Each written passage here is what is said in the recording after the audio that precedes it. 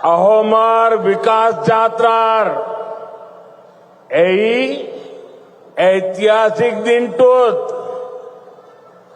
दरभंगा सिर लौकते हमाग्र ओहोमबासिक में आंतरिक उलोगारू अभिनंदन जोनाइशो।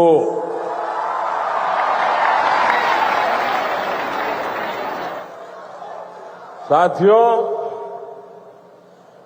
ऑपरेशन सिंदूर के बाद कल मेरा पहली बार आसाम आना हुआ है। मां कामाख्या के आशीर्वाद से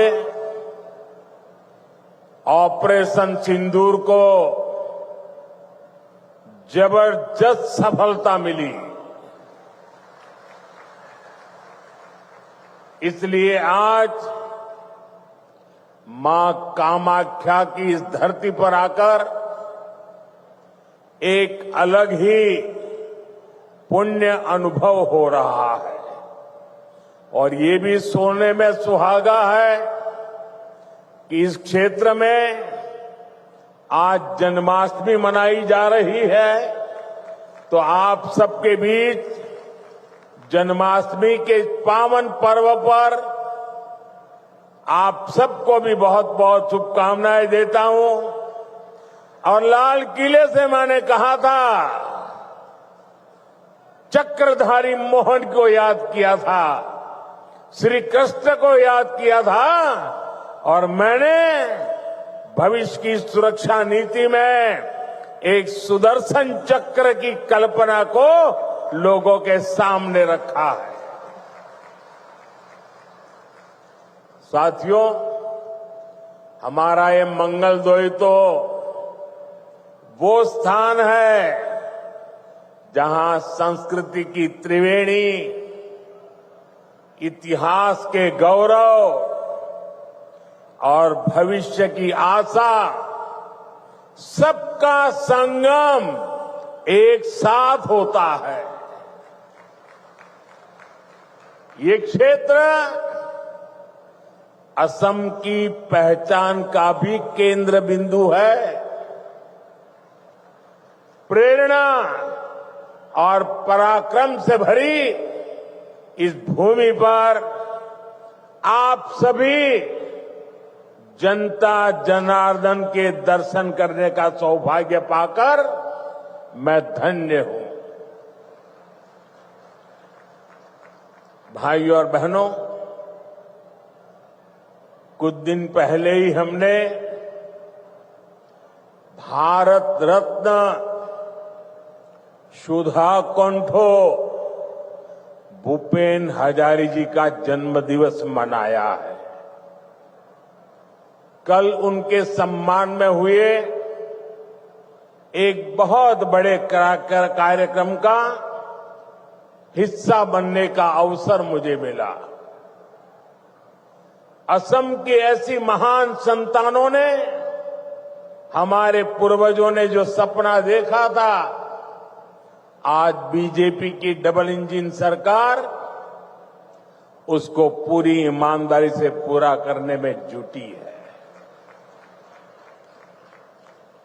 भाइयों बहनों, कल जब मैं भूपेन दा की जन्म शताब्दी दिवस के कार्यक्रम में था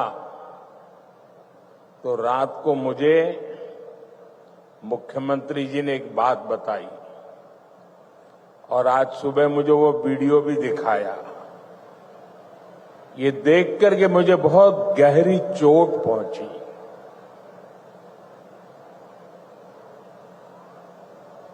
कांग्रेस पार्टी के अध्यक्ष का बयान उन्होंने मुझे दिखाया।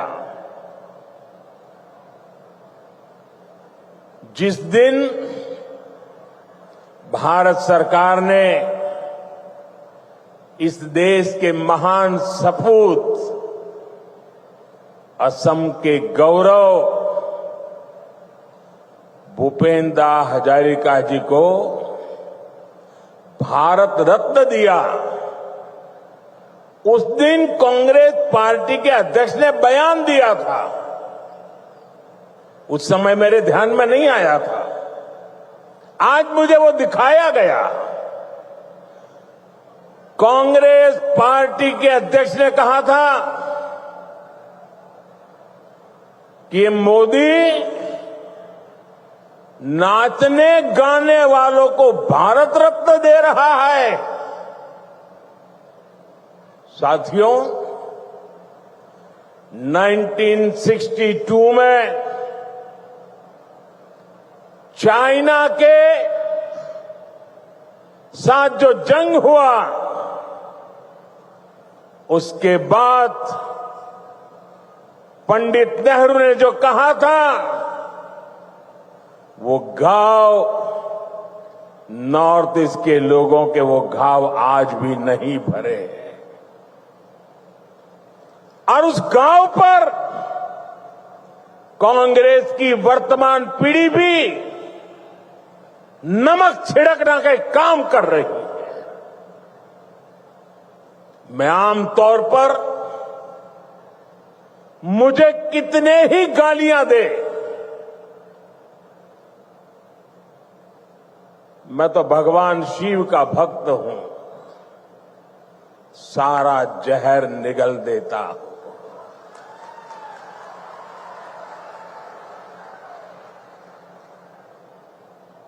लेकिन बेशर्मी के साथ जब किसी और का अपमान होता है तो मुझसे रहा नहीं जाता है। आप मुझे बताइए, भूपेंद्र को भारत रत्न देने का मेरा निर्णय सही है कि नहीं है? पूरी ताकत से बताइए, सही है कि नहीं है? भूपेंद्र को भारत रत्न दिया, उसका कांग्रेस ने मखौल उड़ाया, वो गलत किया कि नहीं किया? असम के बेटे का, भारत के सपूत का कांग्रेस ऐसे अपमान करती है, बहुत दर्द होता है। साथियों, मैं जानता हूं इनकी पूरी इकोसिस्टम आज टूट पड़ेगी मुझ पर कि मोदी फिर से रोना रोने लगा।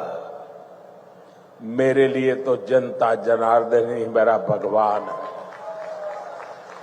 और मेरे भगवान के पास जाकर के मेरे आत्मा की आवाज वहां नहीं निकलेगी तो कहां निकलेगी? यही मेरे मालिक है, यही मेरे पूजनीय है, यही मेरा रिमोट कंट्रोल है।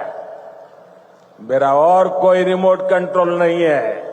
140 करोड़ देशवासी मेरा रिमोट कंट्रोल है। और इनका तो अहंकार इतना है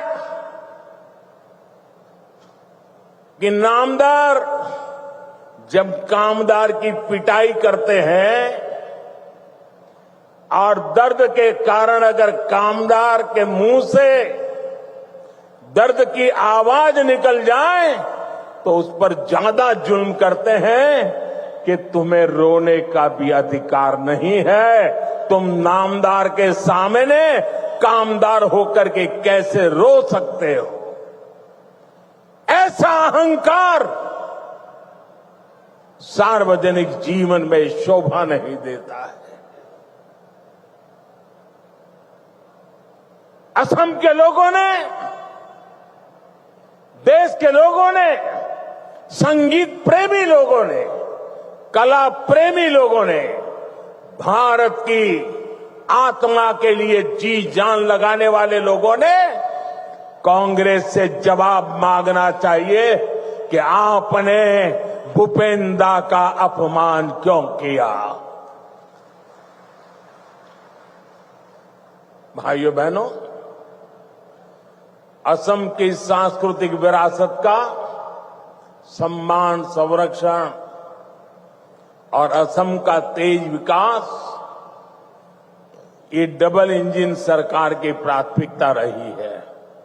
जरा एसपीजी के लोग, कोई भाई वो चित्र बना के लाए हैं, वो शायद देना चाहते हैं। जो चित्र बना के लाए हैं उनसे मेरी प्रार्थना है कि आप पीछे अपना नाम पता लिख लीजिए। मैं जरूर आपको चिट्ठी लिखूंगा। बहुत सुंदर तस्वीर आपने मेरी मां की तस्वीर भी बनाई है। असम का ये प्यार मैं कभी भूल नहीं सकता हूं। वो एक नौजवान कब से एक गमोछा लेकर के खड़ा है, वो भी ले लीजिए। मेरे लिए तो ये जन्माष्टमी का प्रसाद है। आसाम की कोई गरीब मां ने ये गमोछा बनाया होगा। बहुत बहुत धन्यवाद भैया, आपके इस प्रसाद के लिए मैं आपका बहुत आभारी हूं। मुझे मिल जाएगा, दे दीजिए भैया, मिल जाएगा। मैं बहुत आभारी हूं आपका। एक और भी ले लीजिए, शायद वो हेमंता को देना चाहता है, हेमंता को देना चाहता है।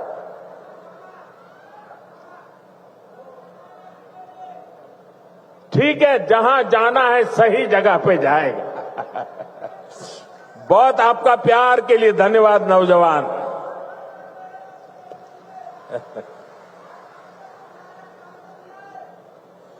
देखिए, काफी बच्चे कुछ चित्र बना के लाए, जरा ले लो भाई।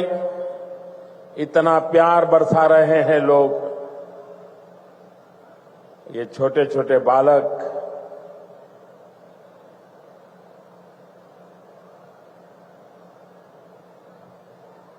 ऐसा सौभाग्य कहां मिलता है भाई। थैंक यू दोस्त, थैंक यू भैया, थैंक यू। आप दोनों भाई हैं क्या? नहीं? वाह, तो दोनों काली टी शर्ट पहन के आए हैं। लेकिन बहुत बहुत धन्यवाद दोस्तों।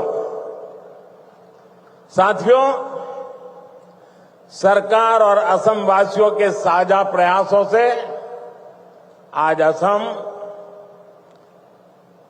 देश और दुनिया में धूम मचा रहा है। देखिए भाई, ये बेटी कुछ लेके आई है, ले लीजिए। बेटी को तो बिल्कुल निराश नहीं कर सकते। थैंक यू बेटा।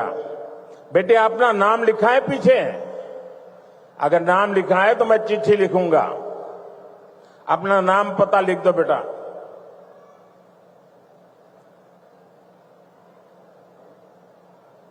साथियों, आज भारत दुनिया का सबसे तेजी से ग्रो करने वाला देश है। वहीं असम भी देश के सबसे तेजी से ग्रो करने वाले राज्यों में एक बन गया है। एक समय था जब असम विकास में पिछड़ा हुआ था, देश के साथ कदम ताल नहीं कर पा रहा था। लेकिन आज असम करीब करीब 13% की ग्रोथ रेट से आगे बढ़ रहा है।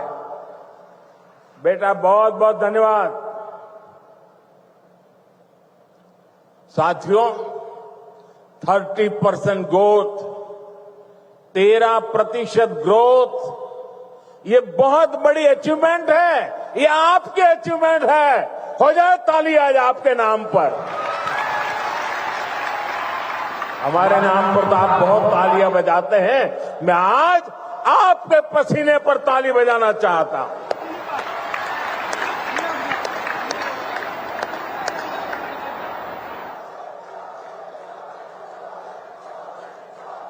ये सफलता असम वासियों के परिश्रम और बीजेपी की डबल इंजन सरकार के साझा प्रयासों का परिणाम है।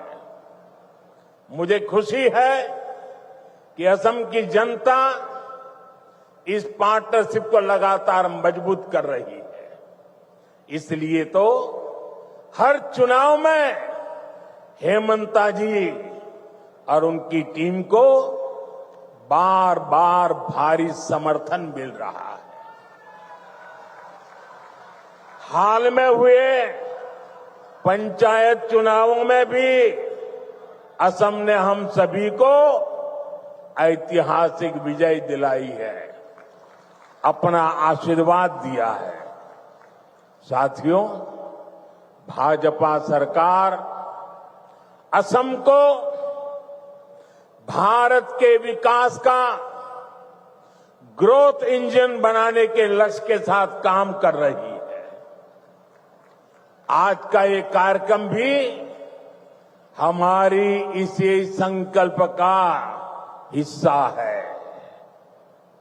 अभी कुछ देर पहले इस मंच से करीब 6,500 करोड़ रुपए की विकास योजनाओं का शिलान्यास हुआ है।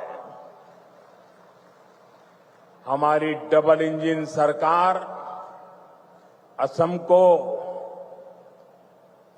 टॉप के कनेक्टेड स्टेट और टॉप के हेल्थ केयर हब के रूप में विकसित कर रही है।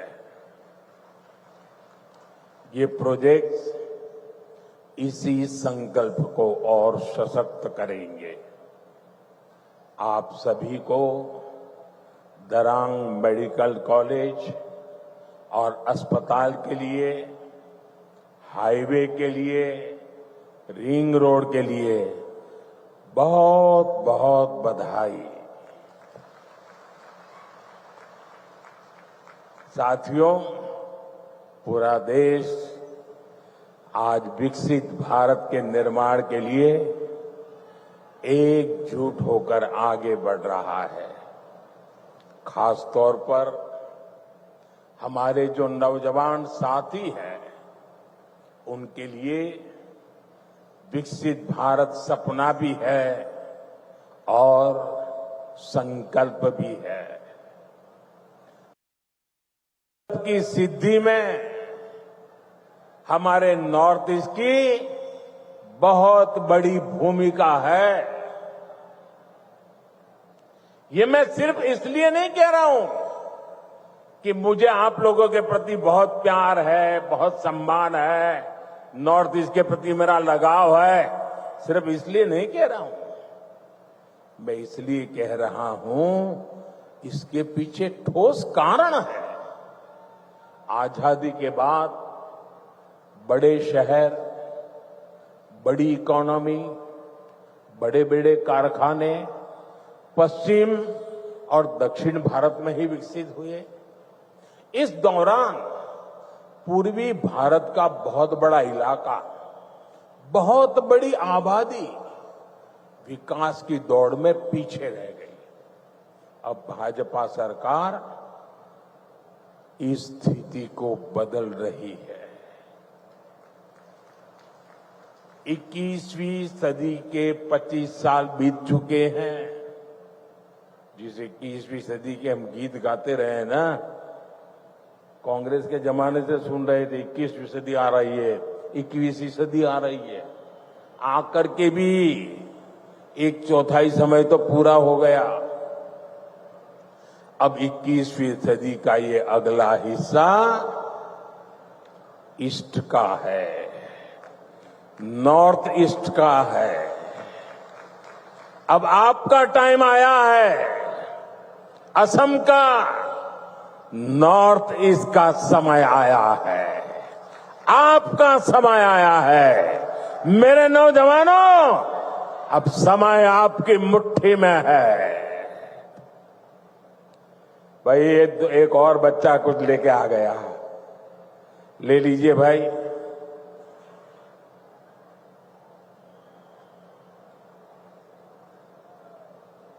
अब ये लोग भी मेरी मुसीबत जान लेते हैं। मां का चित्र लेके आते हैं तो मन करता है बस ले लूं।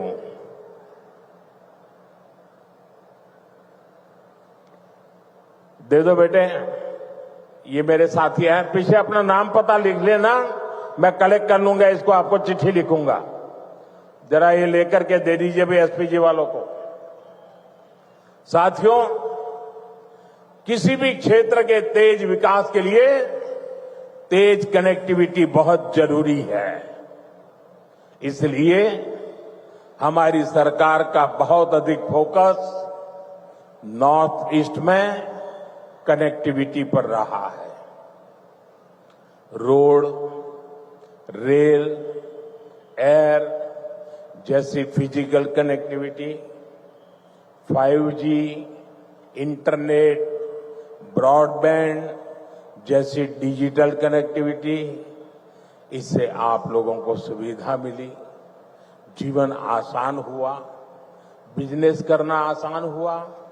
इस कनेक्टिविटी से आप लोगों के लिए घूमना फिरना आसान हुआ, टूरिज्म का विस्तार हुआ और इसने यहां के हमारे नौजवानों के लिए नौकरी के, रोजगार के नए अवसर भी बनाए। साथियों, कनेक्टिविटी के इस महाअभियान का असम को भी बहुत लाभ मिला है। मैं आपको एक उदाहरण देता हूं। आजादी के 6 दशक तक दिल्ली में कांग्रेस की सरकार रही। असम में दशकों तक कांग्रेस रही, लेकिन कांग्रेस ने 60-65 सालों में ब्रह्मपुत्र पर सिर्फ 3 पुल बनाए। 60-65 साल में 3। फिर आपने हमें सेवा करने का मौका दिया और 1 दशक में हमारी सरकार ने 6 बड़े ब्रिज बना दिए। 6 बड़े ब्रिज। अब मुझे बताइए, इतना काम करेंगे तो आप खुश होंगे कि नहीं होंगे? आपके आशीर्वाद मिलेंगे कि नहीं मिलेंगे? आपका प्यार मिलेगा कि नहीं मिलेगा? आप खुश हैं ना? मैं और भी काम करना चाहता हूं, बस आशीर्वाद देते रहिए।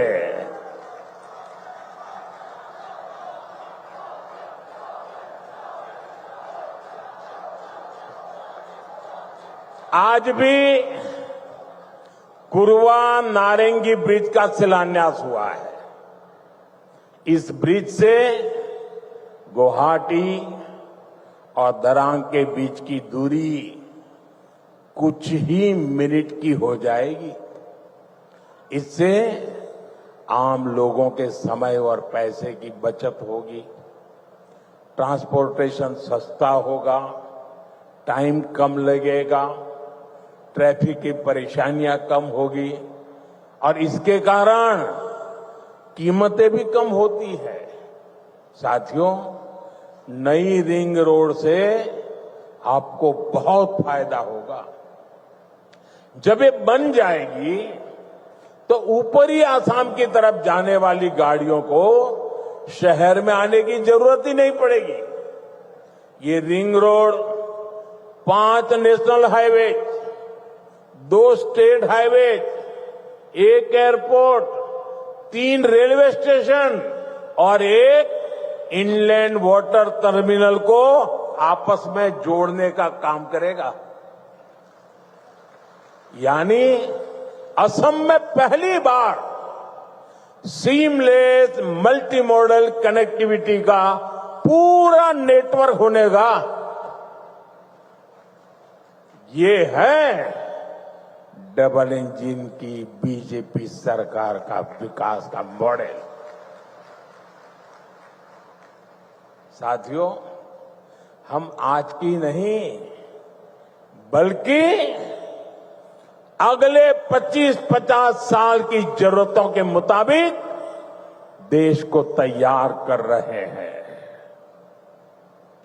क्योंकि 2047 जब आजादी के 100 साल होंगे ना, विकसित भारत बना के रहना है दोस्तों। आपके लिए बनाना है, आपके बच्चों के लिए बनाना है, नौजवानों के उज्जवल भविष्य के लिए बनाना है।